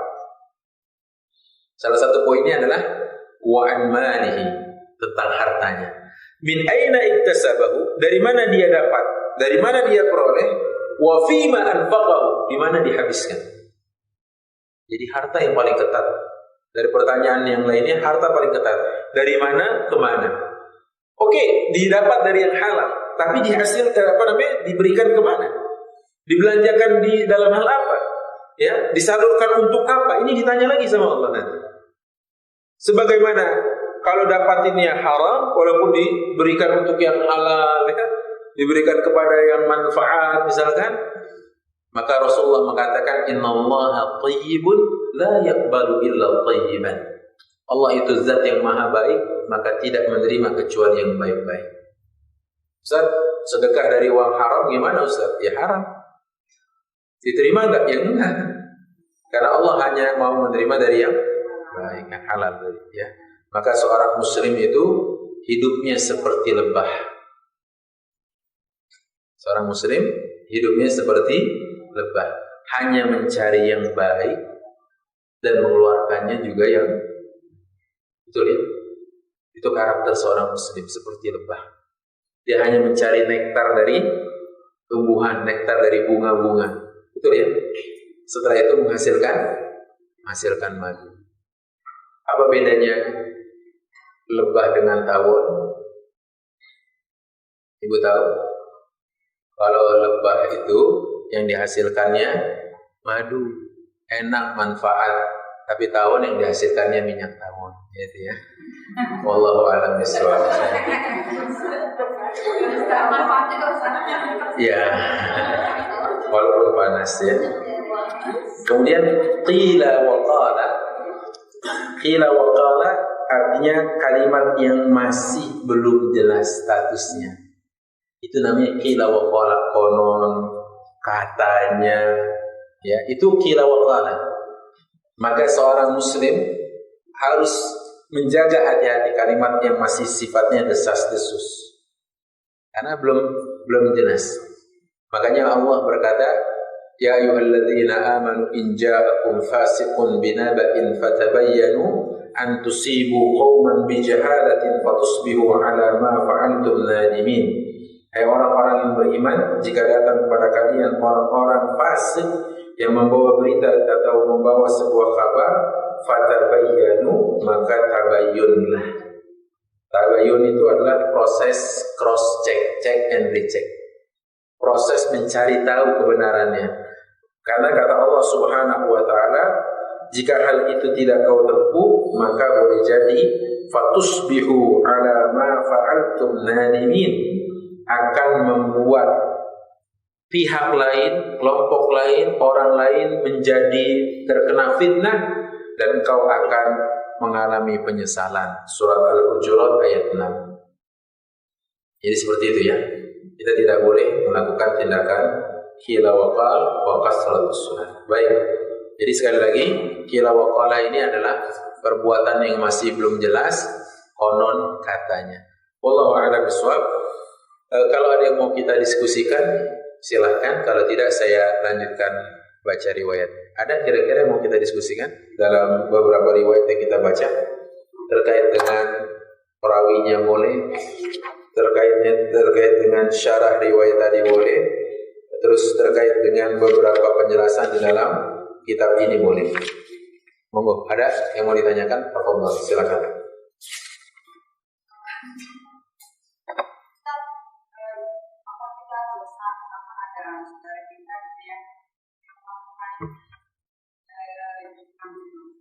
Kita mau kasih tahu ke orang lain. Kenapa kalau kita kasih tahu mereka mau? Kita tahu. Baik. Man ra'a minkum munkaran, kalau kita melihat kemungkaran, falyughayyirhu biyadihi. Rubah dengan posisi kekuatan kita. Kalau kita punya kekuatan kepada orang ini, rubah. Kalau nggak bisa, fabilisani, dengan lisan kita. Pengaduan kah, atau nasihat kah. Tapi kalau tidak juga, maka yang paling lemah, fabiqalbihi, wa dzalika adhaful iman. Maka rubahlah dengan, ingkarilah itu dengan iman. Di dada ini, dengan hati tidak menerimanya. Ya, maka itu. Nah, ibu posisinya sekarang di mana? Mungkin untuk memberitahu ke orang ini, atau poin pertama, ibu mampu untuk melakukan tindakan kepada orang ini, silakan. Kalau tidak, ambil posisi yang kedua, yaitu dengan lisan. Nasihati dia. Ya. Tapi kalau membiarkan, apalagi pura-pura tidak tahu, semua nanti terkena dengan hadis yang Rasulullah katakan saat menjawab pertanyaan istrinya, kalau tidak salah Aisyah namanya, ya Rasulullah, anuhlik wa fina salihun. Ya Rasulullah, akankah kami binasa? Akankah kami diazab bareng-bareng oleh Allah padahal di antara kami ada orang saleh? Kata Rasulullah, na'am. Ya. Kalau orang saleh itu mendiamkan kemungkaran. Ya. Jadi enggak boleh kemungkaran didiamkan. Kita harus ambil tindakan perubahan, tindakan pengingkaran. Ada 3 tahapan tadi, tapi yang paling bawah, yang ketiga itu yang paling lemah, selemah-lemah. Makanya saya sekarang suka heran. Ya, kenapa orang kafir dibela-belain sama orang muslim? Saya minimal sekali kalau kita tidak mampu bersuara, hati ini mengingkari lah. Tapi kalau sekarang sudah hati saja tidak diingkari, saya tidak tahu lagi bilang apa. Karena Rasulullah mengatakan, wa dzalika adhaful iman. Pengingkaran di hati itu adalah selemah-lemahnya iman. Gitu ya Bu ya. Nah kalau ditanya sama ibu, dosa nggak kalau membiarkan? Dosa. Karena efek dari perzinahan itu akan kena kita kepada kanan, kiri, depan, belakang, tetangga kita. Ya, katanya Imam Syafi'i sekitar 40 orang, 40 tetangga. Kan banyak. Ya. Ya, betul. Makanya kesana-kesananya banyak kan? Kesana-kesana banyak. Kalau di sini kita lihat ada pembiaran, bisa kena semua gitu. Maka di dalam riwayat itu terdapat pesan bahwa kita harus punya care kepada lingkungan. Ini perhatian. Apalagi kalau jelas-jelas mau dibuat ada prostitusi, dilokalisir, itu tambah jelas-jelas lagi gitu kan. Bahwa di sini Islam memerangi tentang perzinahan, terus mau dilokalisir itu tambah bahaya. Ya. Walaupun dengan berbagai dalil, nanti kan yang ke sana ketahuan siapa-siapa yang pergi. Enggak lah, ya. Sebab seorang kalau dia masih ada penyedia jasanya, produsennya, ya, maka kita katakan menuntut dia berhenti agak sulit. Tapi kalau pengadaannya sudah ditiadakan, ya, produsennya ini sudah ditutup, insya Allah, ya, peluang mereka lebih sempit. Itu kira-kira ya, Allah alam. Makanya sekali lagi, berdosakah kita mendiamkan kemungkaran yang kita tahu itu adalah perzinahan? Dosa. Caranya apa? Lakukan di mana posisi kita dari 3 kondisi ini. Allah alam. Baik, silakan Ibu. Ibu belakang dulu.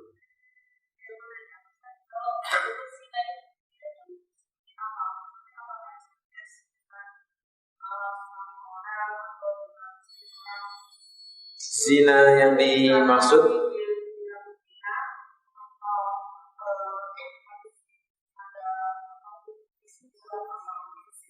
yang dimaksud di sini adalah zina seperti masuknya timba ke dalam sumur.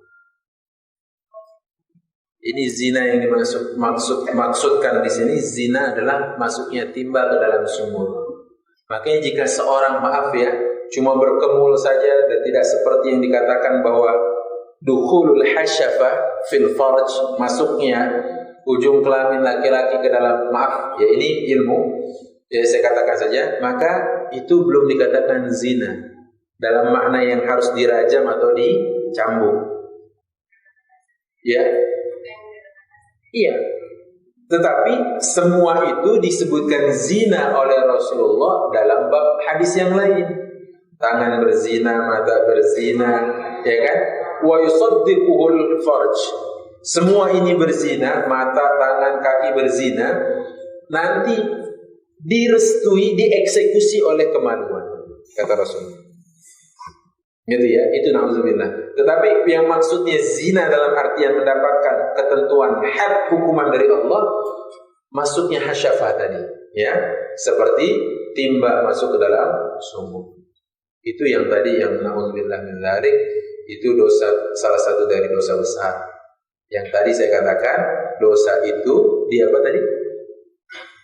Akan dimintakan hutangnya, dibayarkan hutangnya. Karena zina berhutang. Selagi belum sampai kepada pemegang hak tertinggi seperti wanita Ghamidiyah datang ke Rasulullah, maka cukup dia menyesali perbuatannya, bertobat kepada Allah, berjanji tidak mengulanginya, maka dan dia meminta maaf kepada lawan zinanya tadi, insyaallah Allah kabulkan, insyaallah Allah bersihkan. Tapi kalau sudah sampai kepada pemegang keputusan, ya, eksekutor, maka tidak boleh tidak, dia harus dihukum. Ya, dicambukkah, dicampakkankah, diusirkah, ya, tadribu am, dicampakkan setahun, atau bagi yang sudah menikah dirajam sampai mati. Waktu wanita Ghamidiyah ini dipendam dan dilempar batu sampai darahnya itu muncrat, ya, memuncar itu, kena salah seorang pipi sahabat. Kalau tidak salah ingat Khalid bin Walid namanya. Kemudian Khalid menyingkapnya gini sembari berkata, dasar darah wanita kotor. Kata Khalid, karena ini darah berzina ini. Tapi Rasulullah mengatakan, ya Khalid, kuffa'an qawlik. Tahan ucapanmu. Innaha qad tabat. Wanita ini sudah taubat. Law wuzi'at ala 70 ahli Madinah kalau taubatnya dibagikan ke 70 orang penduduk Madinah, la wasi'athum, kebagian semua penduduk itu. Jadi dia sudah aman insyaallah wanita ini. Walaupun begitu kena Khalid langsung dia bilang darah wanita kotor, kata Rasulullah, tahan ucapan. Dia sudah taubat, yang Allah terima taubatnya. Jika dibagikan taubat itu kepada 70 penduduk Madinah yang berbuat dosa, taubat itu kebagian semua. Allahu Akbar ya. Lihat ketulusan mereka-mereka. Kalau tidak ada hati yang atau kuatnya akidah, hati yang mantap, nggak mungkin dia tadi mau. Walaupun Rasulullah sudah nolak pertama kali, mungkin kau bercumbu saja. Kemudian Rasulullah ngadep sana, mungkin kau mencium saja. Enggak ya Rasulullah, engkau mungkin ini. Sampai dia katakan, Rasulullah bertanya, apakah timba sudah masuk ke dalam sumurnya? Dia menjawab, iya ya Rasulullah. Baik, pulang lagi sampai kau melahirkan. Begitu melahirkan, kata Rasulullah, pulang lagi sampai anak ini selesai kau susu. Begitu pun balik lagi, ya Rasulullah, ini anakku dan ini rotinya, dia sudah tidak lagi minum ASI dari. Baru Rasulullah lakukan eksekusi. Rasulullah maafin gak wanita yang berzina ini? Maaf, tapi maaf tidak memberhentikan proses hukum. Ya. Enggak, saya katakan di dunia ini sudah dimaafkan oleh Allah, oleh Rasulnya. Tapi dihukum gak sama Rasul? Dihukum. Ya, karena apa? Karena sudah sampai kepada pemegang kekuasaan. Karena ibu tanya kan tadi, gimana? Tapi kalau tidak sampai, cukup dia bertobat kepada Allah, berjanji untuk tidak melakukan lagi, menyesali apa yang telah terjadi, meminta maaf kepada lawan zinanya tadi. Ya, Allah a'lam bishawab. Baik, ibu.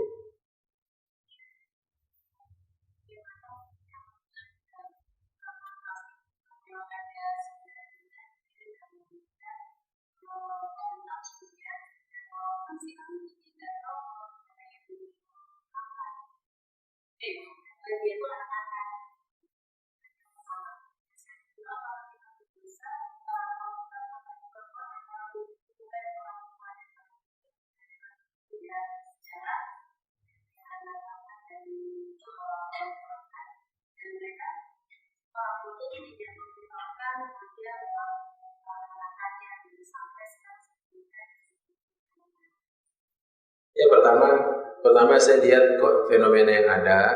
Saya sudah sempat ngomong ke petugas pendudukan dan catatan sipil Dukcapil waktu saya masih ngisi kajian di Balai Kota DKI Jakarta.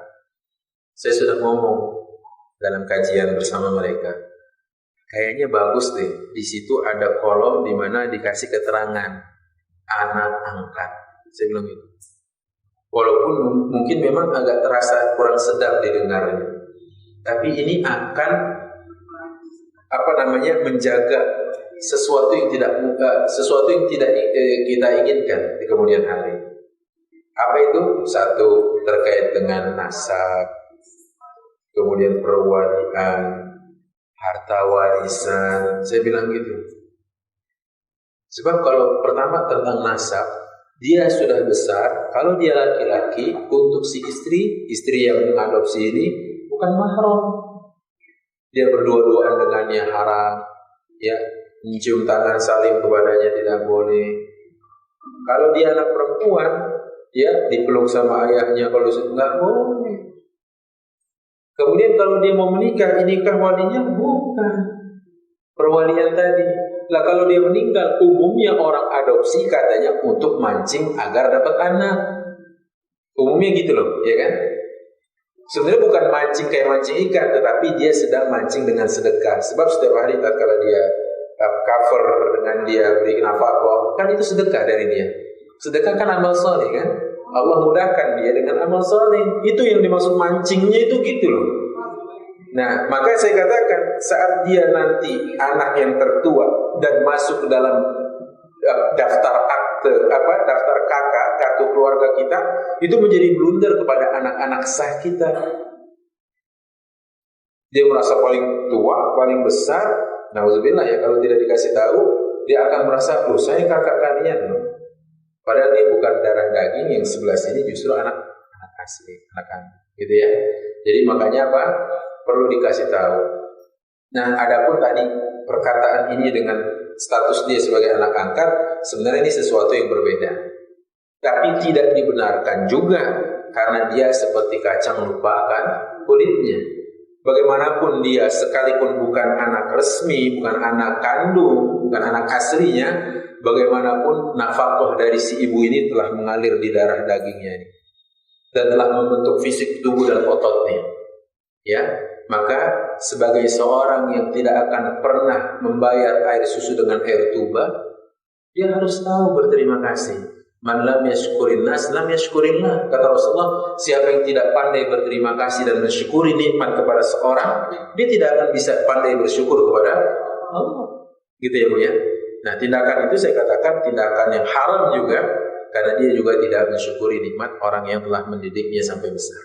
Nah, adapun kaitannya dengan dia sebagai anak angkat tadi, boleh nggak ngomong gitu? Siapapun juga nggak boleh ngomong gitu. Ya, saya katakan nggak boleh. Saya sama guru saya ada hubungan nasab nggak? Nggak ada, ya kan? Saya dengan syekh saya ada hubungan nasab nggak? Enggak. Hidung syekh saya mancung-mancung, ya kan? Guru-guru saya orang Saudi mancung-mancung. Sementara ya saya kalau dilihat dari situ aja nggak ada nasab dengan dia.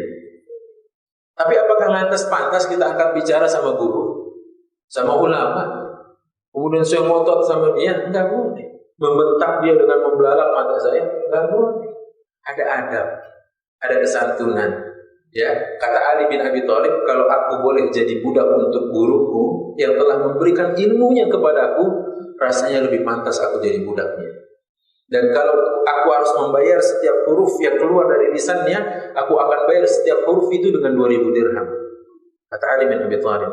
Ya, ini kan menandakan bagaimana beretikanya seorang Ali kepada gurunya. Gitu kan? Nah, walaupun kendati orang tersebut tidak ada nasab dengan kita, betul? Kalau cuma lantaran nasab kita tidak bisa, maaf ya, berkata baik, bertutur dengan baik, berakhlak dengan karimah, nanti kita keluar ke jalan-jalan jadi orang urakan. Bukan ibu saya ini, enggak, ya kan?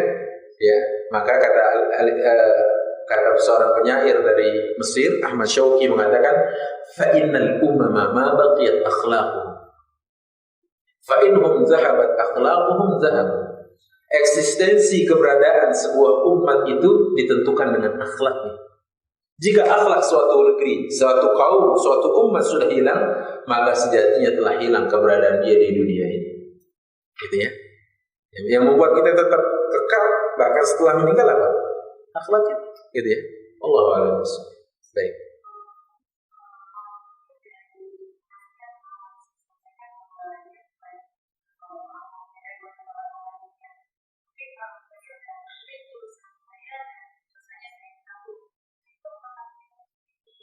Oh, sudah terlepas kan, kita sudah kasih tahu kan, sudah terlepas dia dosa dari kita karena sudah kita kasih tahu. Tinggal diberikan doa yang paling banyak dan paling baik agar hidayah Allah menyapanya. Karena bagaimanapun dia tidak mahram dengan anak angkatnya, gitu ya. Baik, ada lagi Ibu? Silakan kalau ada. Kalau sudah, ada Ibu.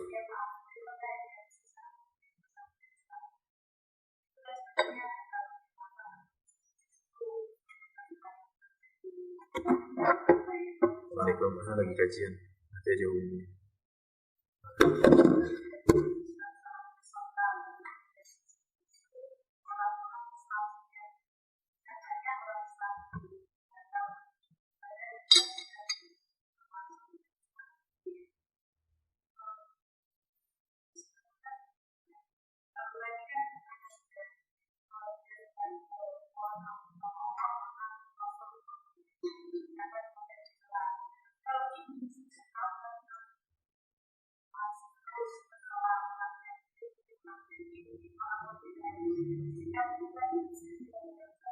Kepada siapa? Pembela penista.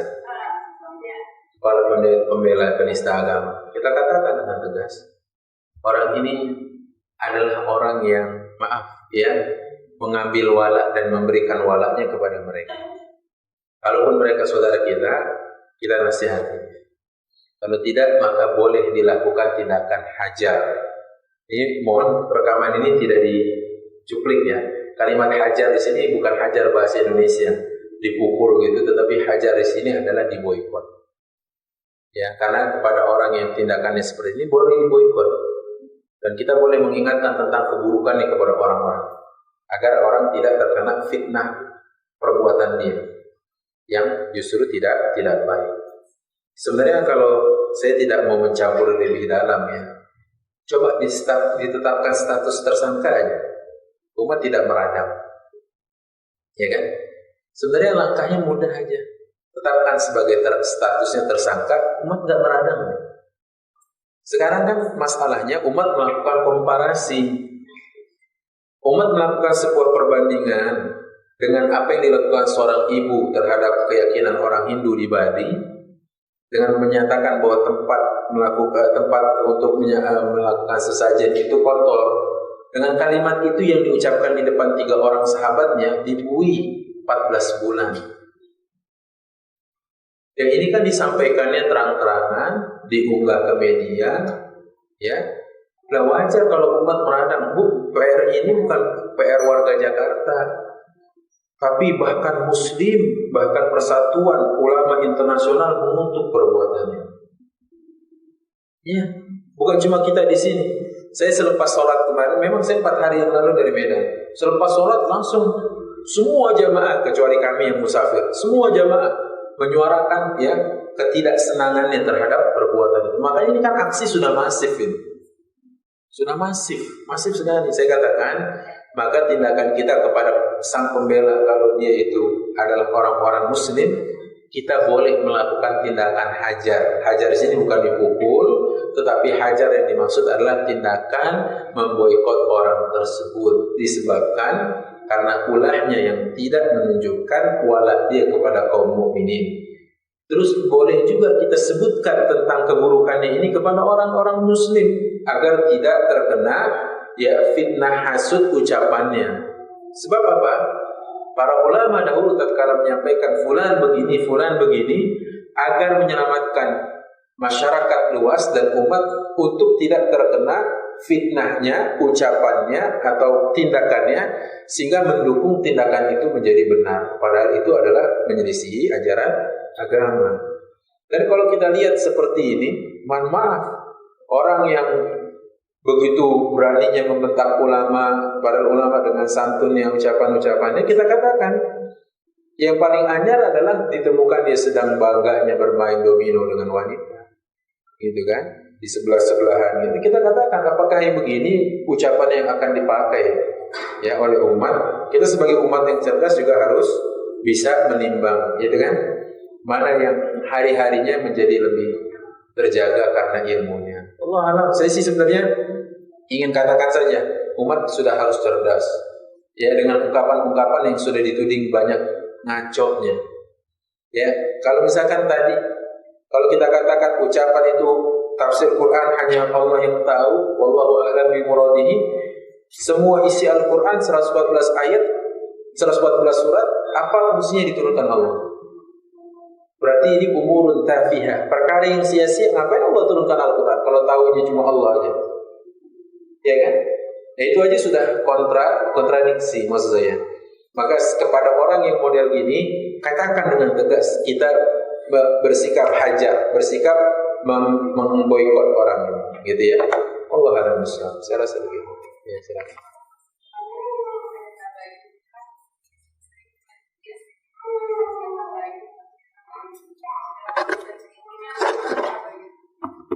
Ya, ada perkara yang tabayun itu adalah wajib karena memang multi interpretasi.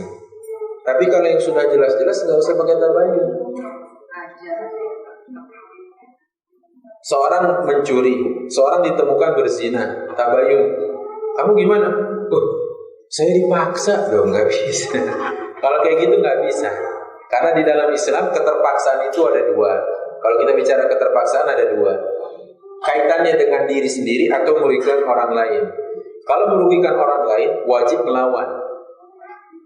Wajib melawan. Contohnya, kamu bunuh dia, dibawa todongan pistol, kita disuruh bunuh dia. Mendingan bunuh orang ini yang menyuruh kita memaksa untuk membunuh si fulan.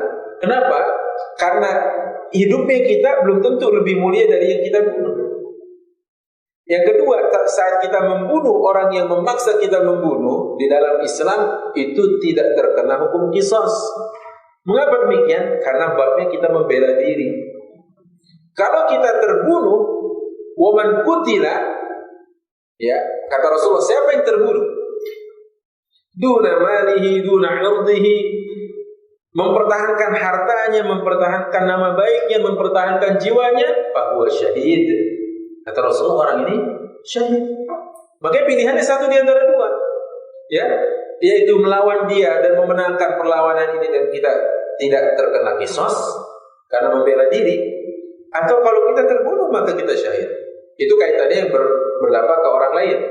Adapun kalau kaitannya dengan diri sendiri, contohnya, ya, kamu makan bangkai ini, contohnya misalkan, nah itu ada pilihan, ya, kita makan atau kita tinggalkan. Berarti kalau kita tinggalkan, kita siap berhadapan dengan orang ini. Tapi kalau yang berdampak kepada orang lain, ayo, nih kalau kamu nggak setubuhi dia, kalau kamu tidak zinahi dia, saya tembak ini. Kita katakan ini kan yata'adda ila huquqil ghair. Ini berakibat kepada rusaknya hak-hak orang lain. Maka nggak boleh kita taati. Yang kemudian waktu di persidangan, kenapa kamu perkosa? Bisa terpaksa Pak Hakim. Kalau saya hakimnya, nggak akan saya menangkan, ya, pengakuan itu. Kenapa? Karena dalam Islam, dalam ilmu mahkamah, pengakuan itu tidak dibenarkan. Li'annahu yata'adda ila huquqil ghair. Karena itu berdampak kepada cideranya hak orang lain. Saya rasa begitu ya, Bu. Cukup, sudah jam 10 tepat waktu Emerald. Saya mohon maaf kalau ada kekurangan di sana sini. Subhanallahumma wa bihamdika, asyhadu an la ilaha illa anta, astaghfiruka wa atubu ilaik. Ila liqa. Assalamualaikum warahmatullahi wabarakatuh. الحمد لله رب العالمين